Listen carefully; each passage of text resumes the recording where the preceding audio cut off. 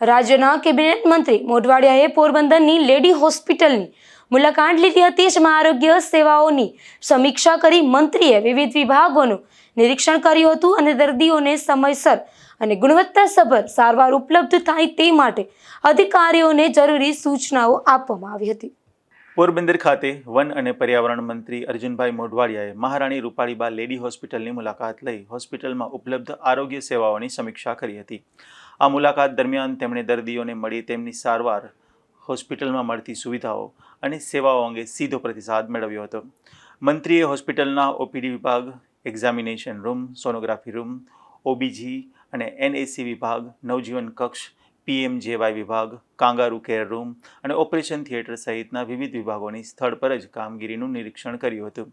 આ નિરીક્ષણ દરમિયાન તેમણે સારવાર વ્યવસ્થા, સ્વચ્છતા, ઉપલબ્ધ તબીબી સાધનો, દર્દીઓને મળતી સુવિધાઓ તેમજ આરોગ્ય કર્મચારીઓની કામગીરી અંગે વિગતવાર માહિતી મેળવી હતી.